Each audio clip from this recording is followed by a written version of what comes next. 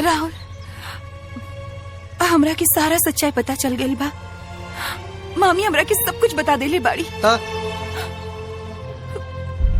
तही से हम अपन गलती की माफी मांगे आयल बानी। हमरा की माफ कर दे। हम अपन प्यार पसंद करके ठीक ना कहीं। माना तेरी नजरों में मैं काबिल नहीं, पर मेरी कीमत उनसे जाके पूछ जिन्हें मैं हासिल नहीं। दूर रहा हमरा से। हमरा मोहब्बत के नाम से भी नफरत हो गई बा। राहुल, राहुल, राहुल रुक जा। इंसान नफरत भी ओकरे से करेला जेकरा से अटूट मोहब्बत करेला। और हमार नफरत की बात के सबूत बा कि हम तोहरा से कितना प्यार करेंगे। तोहरा से जुदा होके हम पहले ही अपना आप के जला चुकल बानी। और मत तड़पावा।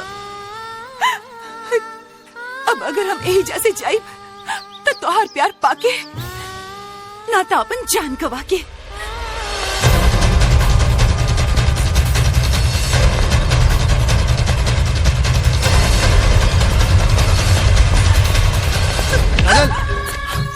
ना काजल ना, अब अलगा ना, हमेशा साथ में रह जाए।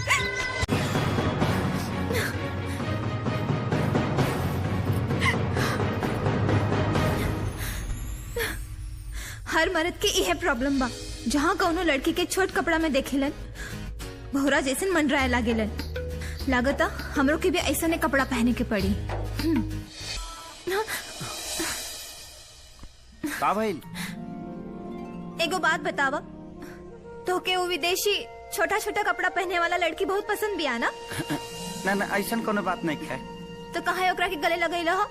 वो कहा ना कि वो आयल बिया अमेरिका से, तौगजी के संस्कार के हिसाब से थोड़ा सा मार दनिया हम औसन लड़की काहे के पसंद करी जौन छोट छोट कपड़ा पहन के अनहर बना के गांव भगे बानर खानी घुमाए पीछे। हमके था तोरा खानी संस्कारी लड़की पसंद बिया जौन की हमार घर संभाले खाती हर उगुड़ तोहरा में बा। वैसे हमके कोई और ना चाहिए। चल